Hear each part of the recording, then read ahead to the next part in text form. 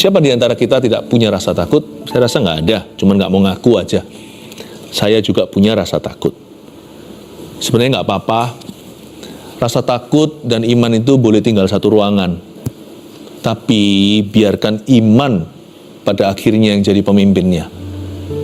Kalau rasa takut yang mendominasi, celaka nanti hidup kita akan paralyzed atau akan dilumpuhkan. Hari ini saya mau membahas satu pesan sederhana, 5 ayat saja. Saya kasih judul begini, iman di tengah rasa takut. Bukan tiada rasa takut, iman di tengah-tengah rasa takut itu, faith in the midst of fear. Saya ajak kita membukanya di Mazmur 55 ayat 1-5, kejadian sungguhan. Daud pernah merasa takut. Dia dihimpit musuh kiri kanan. Sebelah sisi satu, Raja Saul memburu dia, sudah seperti orang kesurupan. Sedangkan di sebelah sisi satu lagi adalah musuh bebuyutan orang Filistin yang pernah dibunuh pahlawan besarnya, yaitu Goliat. Dan kali ini Daud ditangkap oleh mereka di Gat. Ayat 1, Mazmur 56, kalau di Alkitab kita dikasih judul oleh Lembaga Alkitab Indonesia, kepercayaan kepada Allah dalam kesusahan. Memang betul itulah konteksnya, kita baca dulu. Untuk memimpin biduan, menurut lagu, merpati di pohon-pohon terbantin yang jauh. Miktam dari Daud ketika orang Filistin menangkap dia di Gat. Kasihanilah aku ya Allah, sebab orang-orang menginjak-injak aku. Sepanjang hari orang memerangi dan mengimpit aku. Seteru-seteruku menginjak-injak aku sepanjang hari. Bahkan banyak orang yang memerangi aku dengan sombong. Waktu aku takut, aku ini percaya kepadamu, kepada Allah yang firman-Nya kupuji, kepada Allah aku percaya, aku tidak takut. Apakah yang dapat dilakukan manusia terhadap aku? Baca ayat 4 bersama-sama dengan suara yang keras ya, sama-sama ya, termasuk yang di sini semua kita baca bersama-sama. 1, 2, 3. Waktu aku takut, aku ini percaya kepadamu. Lagi. Waktu aku takut, aku ini percaya kepadamu. Nah, waktu kita takut, kita mempercayai apa? Atau kita melakukan apa? Dilarang keras waktu takut tidak berbuat apa-apa, karena setan akan masuk.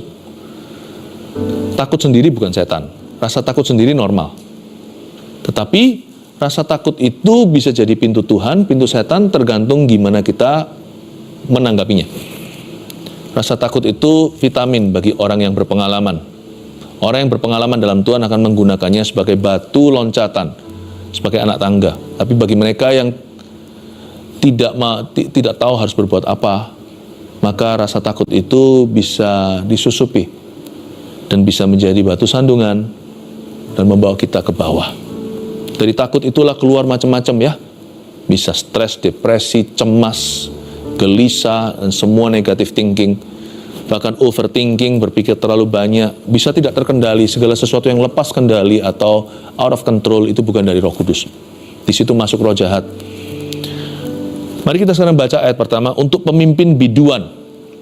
Jadi ini adalah Mazmur Daud yang dibuat untuk pemimpin biduan. Jadi kita semua itu adalah seorang pemimpin. Minimal kita harus bisa memimpin diri sendiri dan perasaan sendiri. Your emotion, emosimu adalah tanggung jawabmu. Udah begitu aja. Kehidupan rohanimu adalah tanggung jawabmu. Meskipun kita harus saling menajamkan, kita harus saling menguatkan, tapi pada akhirnya kehidupan rohani kita, serta emosi perasaan kita dan pikiran kita itu tanggung jawab kita. Untuk pemimpin biduan, be a good leader for yourself. Ya, be a good leader to yourself. Jadilah pemimpin yang baik terhadap diri sendiri. Menurut lagu, coba kita sekarang lihat, karena Mazmur itu kan sebenarnya adalah lagu bahan. Mazmur itu adalah lagu. Nah, ini menurut lagu apa? Kita nggak tahu, ahli teologi juga nggak ngerti itu apa. Tetapi ini penjelasannya. Menurut lagu, merpati di pohon-pohon terbantin yang jauh. Saya nggak tahu ini apa, tetapi yang pasti tidak iseng. Lagu ini didengungkan berdasarkan melodi merpati di pohon-pohon terbantin. Dan merpati-merpati itu tidak happy, merpati itu lari, merpati di pohon-pohon terbantin yang jauh dari sarangnya. Pernahkah kita merasakan seperti ikan yang di luar akuarium atau di luar kolam? Kita seperti tidak pada tempatnya. Rasanya hari ini is not my best day, bukan hariku. Hari ini bukan hari yang baik untuk aku. Merpati itu di pohon terbantin yang jauh. Merpati itu sukanya bersarang. Dia adalah burung yang pomah. Tapi dia harus pergi di pohon terbantin yang jauh. Itu pun bukan sarangnya. Pohon terbantin bukanlah tempat favorit merpati. Daud sedang menggambarkan feelingnya. Waktu dia sedang dikejar-kejar oleh Saul lalu ditangkap di Gat. Dan dia itu di tangannya orang Filistin musuh bebuyutan. Dia merasa, aku tidak pada tempatnya, aku sedang dalam bahaya. Dan Daud merasa seperti an exiled dove, atau seperti burung merpati yang terkucilkan, yang terusir dari habitatnya. Dan dia merasa kecil padahal dia pembunuh Goliat. Dia merasa dirinya seperti merpati, bukan burung Raja Wali. Burung merpati bukanlah predator, malah justru mangsa. Mungkin dia takut, sama gagak aja dia bisa lari terbirit. Apalagi sama burung-burung besar. Dia merasa hidupnya itu tiada artinya. Dia merasa kekuatannya sudah habis. Makanya di sini tulis miktam dari Daud. Miktam nanti ayat pasal-pasal berikutnya, pasal 56, 57 dan seterusnya. Sampai berapa pasal kemudian itu miktam semua. Miktam dari Daud itu artinya inilah mazmur-mazmur yang dibikin oleh Daud, lagu-lagu yang dia gubah dan dia ciptakan, dia tulis ketika dia sedang berada dalam masalah serius. Langsung kita lihat ayat 2, mazmurnya bunyinya begini. Kasihanilah aku ya Allah, sebab orang-orang menginjak-injak aku, sepanjang hari orang memerangi dan mengimpit aku. Tidak pakai basa-basi, gak pakai ronde 1, 2, 3, langsung ke ronde 10. Langsung ke ronde terakhir. Ketika kita sedang dalam masalah, jangan muter-muter dalam masalah itu. Cepat masuk hadirat Allah. Dia gak pakai pendahuluan, tidak pakai pemanasan, dia langsung berkata, kasihanilah aku ya Allah. Help me, SOS 911, tolong saya sebab orang-orang menginjak-injak aku. Sepanjang hari orang memerangi dan mengimpit aku. Dia langsung curhat atau langsung curahkan hatinya sama Tuhan. Jadikan Tuhan alamat pertama dan alamat cepat. Jadikan Tuhan itu swift code-nya, kode cepat. Ketika kita dalam masalah, cepat-cepat masuk ke hadirat Allah. Tuhan jangan dijadikan, tanda kutip, orang terakhir yang kita tuju untuk mendapat pertolongan ketika segala sesuatu yang lainnya, segala sesuatu yang kita andalkan sudah gagal dan mengecewakan. Jangan baru cari Tuhan kalau hatiku dan batinku habis lenyap. Baru mengaku gunung batuku dan kekuatanku ialah Allahku. Kalau kita terakhir baru datang sama Tuhan, kita kehilangan banyak kesempatan di depan dan kemungkinan besar kita membuat banyak kesalahan. Kenapa kita harus hanguskan, bakar dulu semua sumber daya yang ada, baru setelah itu ngerengek-rengek sama Tuhan? Orang yang pintar, orang yang secara spiritually smart, secara rohani itu pandai, dia tahu alamat ke-1 yang dia tuju ketika dia takut, atau ketika hatinya cemas, gelisah, atau ada sesuatu yang mengganggu spiritnya. Yang pertama dia datang, alamat cepatnya adalah Tuhan Yesus. Jangan jadikan Yesus pribadi terakhir yang kau datangi. Jadikan dia yang pertama, seterusnya, dan yang terakhir pula. Tetapi orang yang early, yang dini hari mencari Tuhan, maka dia punya sepanjang hari untuk mendapatkan tuntunan.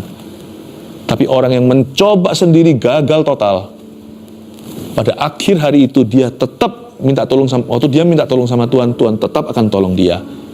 Tapi hari itu sudah hangus dalam kekalahan. Bahkan hari itu sudah berlumuran kesalahan.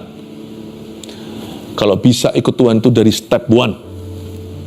Jangan step 1, 2, 3. Step 1, langkah 1 sampai langkah akhir. Jalan serta Yesus seperti lagu sekolah minggu itu. Jalan sertanya setiap hari. Jalan dalam suka, jalan dalam duka. Today I will walk with my hands in God. Saya suka mencari Tuhan bukan malam. Saya cari Tuhan itu pagi.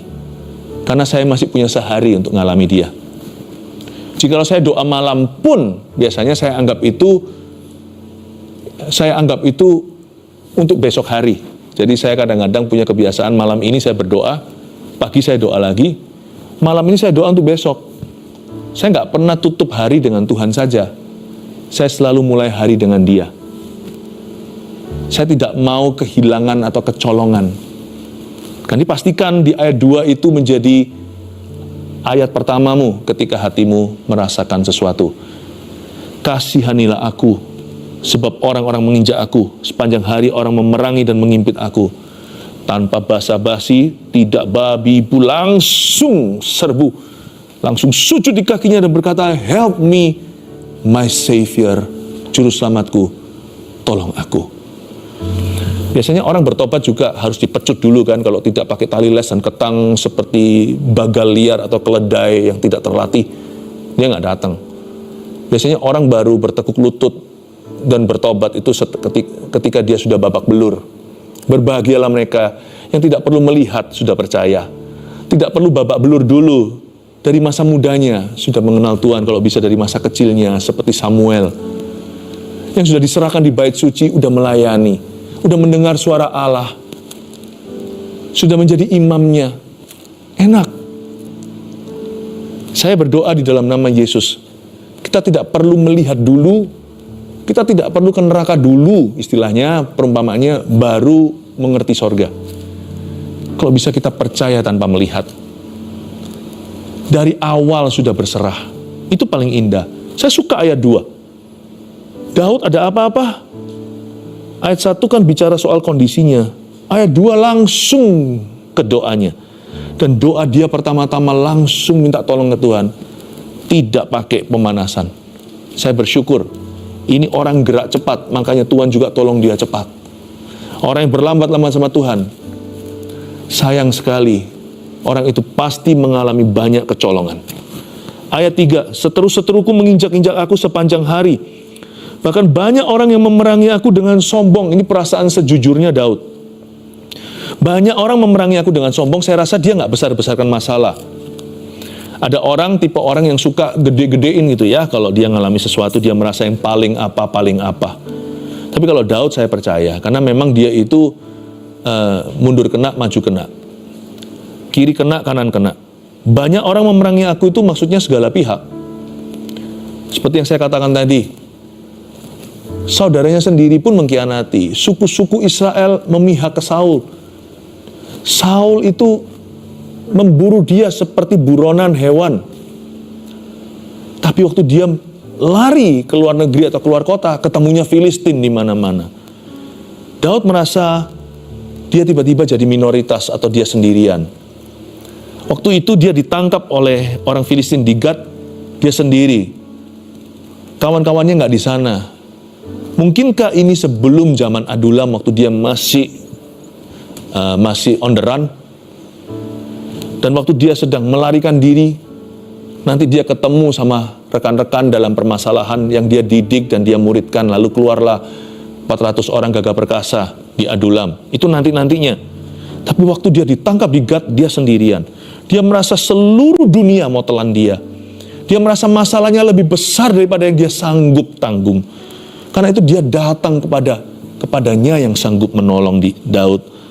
Dia berkata, bahkan banyak orang yang memerangi aku dengan sombong. Daud naik banding waktu dia berdoa. Dia merasa, kalau saya ini dikepung di dunia, saya harus minta tolong sorga. Kalau Anda merasa outnumbered on earth, atau jikalau Anda merasa seperti seolah-olah Anda dikepung oleh semua di dunia ini, dalam doa, Anda tidak akan merasa sendirian. Setiap kali saya merasa sendiri, waktu saya berdoa, saya merasa tiba-tiba yang menyertai saya lebih banyak daripada yang menyerang saya. Bahasa Inggrisnya gini ya. Whenever I feel outnumbered on earth, I appeal to heaven. Then suddenly I'm majority. Waktu saya merasa sepertinya saya 1 lawan 1 juta, saya cepat-cepat naik banding sebelum saya depresi. Karena paling bahaya adalah orang lonely kalau keterusan itu bisa depresi. Waktu saya berdoa, doa itu membuat dalam spirit roh kita merasa seperti ramainya dunianya Tuhan. Waktu saya berdoa itu saya merasa bahwa seluruh malaikat yang bersama dengan Tuhan itu di pihak saya. Setiap kali saya berdoa, sebelum dan sesudah saya berdoa itu ada beda. Ini bukan main perasaan, tapi perasaan pun tidak bisa menyangkali. Orang yang berdoa nggak pernah keluar exit doanya merasa dirinya kalah, nggak pernah. Setiap orang masuk ke lorong itu susah, banyak orang tidak mau ke situ. Orang lebih suka pakai kekuatannya sendiri, kendalikan kemampuan. Tapi kalau kita masuk ke lorong yang dihindari orang, yaitu doa, Getsemani dengan Tuhan Yesus sendirian, nggak ada orang keluar dari lorong itu merasa dirinya adalah korban. Aneh tuh, masalahku masih ada, tapi aku udah merasa seperti lebih dari pemenang. Seperti kata Elisa terhadap Gehazi, celikan matanya Tuhan, supaya bisa melihat bahwa yang menyertai dia, kereta yang berapi-api dengan kudanya yang berapi-api pula, itu lebih banyak daripada semua musuh yang mengepung kami. Tahu nggak? Doa itu kedengarannya, aduh bosan aku di kamar sendirian, kalau doa privat ya, pribadi. Doa rame-rame pun kadang-kadang kita merem kan, tutup mata, kita nggak saling lihat-lihatan, fokus kita ke Tuhan. Tapi setiap kali kita doa, kayaknya sepi, padahal doa itu ramai sekali. Waktu kita berdoa, kita masuk dalam dunianya Tuhan. Dan dunia Tuhan itu mulia. Tiba-tiba musuh yang kita lihat besar seperti Goliat itu jadi kecil seperti belalang di mata kita. Rasanya, ternyata bukan aku yang sendirian, tapi kalian yang terkepung, bukan saya. Luar biasa nggak? Itulah rahasia doa. Iman itu tidak menghapuskan rasa takut. Iman itu bisa bertumbuh di tengah rasa takut, lebih besar daripada pohon takut. Dan waktu iman itu jadi besar, bersarang semua burung, kita bisa kuatkan orang lain, jangankan kuatkan diri sendiri. Orang lain pun diteguhkan karena kita. Dan waktu iman kita kuat, besar, kita melihat, ternyata yang tadi aku lihat gede sekali itu ternyata hanyalah brokoli. Pernah nggak waktu kita kecil, ketika kita SD contohnya sekolah, kita melihat guru kita itu besar gitu ya. Besar sekali, bapak siapa gitu, wow, gemuk besar. Nah, waktu kita sudah dewasa, kita reuni, ada guru-guru SD kumpul kembali. Hargai dan hormati guru ya, itu pekerjaan mulia. Saya pernah ketemu dengan guru saya waktu SD dulu, saya lihat dia besar sekali. Tapi karena saya tinggi kan, waktu saya lihat lagi, saya ketemu lagi, ternyata bapaknya kecil. Waktu kita bertumbuh, kita lebih besar dari rasa takut kita. Iman itu bisa tinggal satu kamar sama rasa takut. Kita tengging-tengging rasa takut nggak pergi. Kalau dia nggak pergi, itu berarti bukan setan, itu perasaan. Biarkan, tumbuhkan aja imanmu. Lama-lama rasa takut itu bukan pergi, rasa takut itu malu sendiri. Tapi janganlah tumbuhkan iman itu bukan semalam ya. Ketika saya butuh sesuatu baru mau bertumbuh, nggak begitu. Bertumbuh itu pelan-pelan, tiap hari. Mana ada pohon di depan rumah itu tiba-tiba besar di situ, itu berarti dicangkokkan. Waktu kita kecil kita lewat terus, tiba-tiba kita nggak tahu aja waktu kita besar tumbuhnya sama-sama. Itu pohon sudah ada di depan rumah. Kapan tumbuhnya kita juga nggak tahu, karena dia tiap hari bertambah tinggi. Iman itu jangan dicari, jangan kita baru kelola ketika kita membutuhkannya. Ada nggak ada kebutuhan dan keperluan, ada nggak ada pencobaan, kita harus komitmen bertumbuh dalam iman kita kepada Yesus. Mari kita lihat ayat keempat. Waktu aku takut, aku ini percaya kepadamu. Tunggu dulu. Setengah kalimat ini mengganggu saya waktu awal mula saya membacanya. Waktu aku takut, lalu saya lihat siapa penulisnya. Daud. Daud masa takut? Yang benar aja. Dia itu pembunuh Goliat. Sebelum Goliat dia bunuh beruang. Dia bunuh singa. Singa-singa zaman dulu itu, singa di Yehuda. Ya, singa-singa zaman purbakala lebih besar dari singa hari ini. Dan dia membunuh beruang dengan tangan hampa. Masa dia tahu sih apa arti kata takut? Gak ada orang itu yang tidak punya rasa takut, gak ada.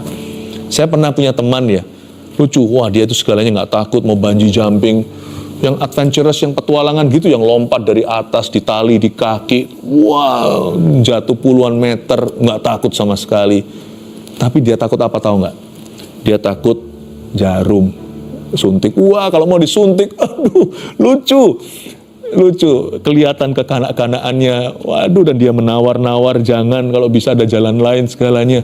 Apapun tidak takut, jarum kecil dia takuti. Cuman teman saya itu lucu, teman saya tidak pernah, nah dia juga mentertawakan rasa takutnya. Tapi ada orang di hidup ini yang tidak mau ngaku sih. Orang yang paling stres adalah orang yang mau membuktikan pada dunia bahwa dia tidak takut apa-apa. Nggak usah lah. It's okay to admit your fear. Nggak apa-apa loh mengakui rasa takut. Saya juga punya rasa takut. Rasa takut itu normal. It's okay to talk about your fear. Nggak apa-apa untuk mengakui rasa takut kita, bahkan membicarakannya, apalagi membicarakannya ke Tuhan. Malahan menurut saya keintiman dengan Tuhan tercapai kalau kita bisa belak-belakan. Saya rasa hidup saya pun belum sampai titik itu, hubungan saya dengan Kristus. Ke depan saya mengantisipasi untuk lebih banyak membicarakan rasa takut saya waktu saya privat dengan Tuhan. Saya punyalah rasa takut-takut saya. Takut ini, takut itu, kekhawatiran itu ada. Tapi saya tidak mau itu menjadi penghalang. Boleh ada di dalam hidup saya, dalam pikiran saya, tapi tidak boleh dominan. Tetap yang harus mendominasi adalah iman. Jadi menurut saya doa tidak hanya diisi dengan pujian. Doa itu harus diisi dengan kejujuran. Saya sarankan kalau Anda berdoa secara pribadi, kalau ada sesuatu rasa takut yang mengganjal, utarakan kepada Tuhan. Tuhan, aku takut begini. Nanti Tuhan itu tertib sekali. Tuhan itu setia.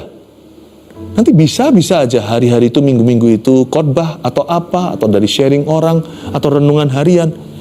Tiba-tiba Tuhan akan address dan Tuhan mulai akan berbicara tentang rasa takutmu itu. Tuhan tidak menolakmu karena engkau takut. Tapi Tuhan akan mendidikmu dalam rasa takutmu, supaya bisa mendapatkan perspektif ilahi di dalamnya. Ke depan nanti saya mau lebih banyak membicarakan sama Tuhan, supaya apa? Supaya kasih Kristus bertambah dalam hidup saya, karena di mana ada kasih, di situ dilenyapkan ketakutan. Kasih yang sempurna melenyapkan ketakutan. Waktu aku takut, aku ini percaya kepadamu. Jadi Daud tidak berkata, aku tidak boleh takut. Tapi dia berkata, kalau aku takut, aku ini menaruh percaya kepada Tuhan. Jadi rasa takut dan iman bisa berada di dalam pikiran yang sama. Tapi, janganlah kau mau dikalahkan oleh rasa takutmu. Pastikan iman yang bertumbuh. Nah sekarang kuncinya, gimana iman bertambah? Kita lihat ayat 5, kepada Allah yang firman-Nya kupuji. Kepada Allah aku percaya, aku tidak takut. Apakah yang dapat dilakukan manusia terhadap aku? Ayat 4 dia takut. Ayat 5, imannya lebih gede daripada rasa takut. Gimana? Penjelasannya di mana rahasianya? Kepada Allah yang firman-Nya kupuji. To God whose word I praise. Kepada Allah yang firman-Nya kupuji. Jadi iman bertumbuh lewat pendengaran firman. Saya tambahkan di sini, iman bertumbuh lewat firman yang diwahyukan. Makanya jangan hanya baca Alkitab. Kalau mau iman kita jadi besar, kita harus punya disiplin untuk merenungkan firman. Firman itu baru keluar gizinya waktu dikunyah. Seperti permen tertentu ya, saya pernah makan permen yang di dalamnya ada rasa pedasnya. Tapi pada waktu dikunyah, keluar zatnya.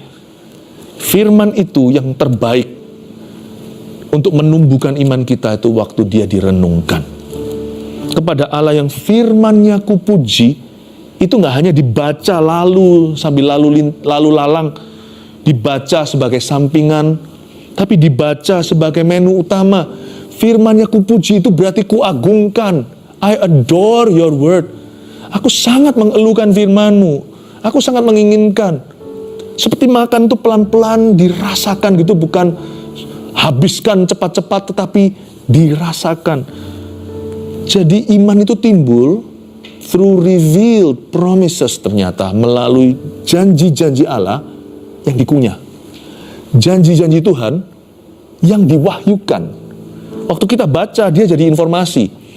Waktu kita pikirkan, sungguh-sungguh renungkan, konsentrasi, nggak HP-an, Nggak sambil ngobrol sama orang di tengah-tengah keramaian. Bolehlah baca Alkitab di tengah-tengah keramaian. Saya tetap merenungkan firman di mana-mana. Tetapi firman utama dalam hidup saya yang sebagai nutrisi setiap hari, nutrisi pertama setiap hari itu saya renungkan sendiri.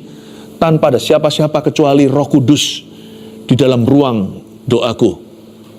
Kadang-kadang ruang doa itu nggak ruang doa sungguhan. Waktu saya pergi berlibur sama keluarga di zaman ketika anak-anak masih kecil semua tinggal sekamar, saya ke WC, ke toilet, saya tutup toilet seatnya, saya berlutut di bathtubnya, di tempat bak mandinya, saya berdoa di situ, dan saya baca Alkitab sebelum seluruh keluarga, anggota keluarga yang lain bangun, dan saya baca satu-satu, saya baca dengan suara saya sehingga telinga saya bisa dengar, saya kunyah janji-janji Tuhan yang masuk dalam diri saya, yang saya renungkan dan diwahyukan Roh Kudus perlahan-lahan, itu yang menumbuhkan iman. Bukan hanya itu, kepada Allah aku percaya, aku tidak takut. Pertama, melalui revealed promises.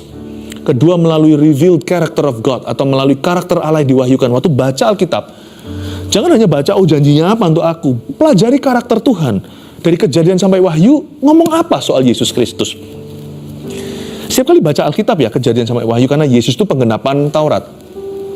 Dia datang untuk menggenapi hukum Taurat, bukan untuk meniadakannya. Jadi dari setiap Kejadian, Keluaran, Imamat, Bilangan, Ulangan, seterusnya, kitab Nabi-Nabi, kitab Amsal, Pengkhotbah, kitab Hikmat, semuanya itu talk about Jesus. Semuanya itu tentang Yesus. Apalagi Perjanjian Baru. Pikirkan karakter apa di dalam cerita yang kau baca atau ayat-ayat tersebut. Termasuk yang hasta-hasta, sentimeter, pakunya, bahannya. Saya bisa langsung menebak.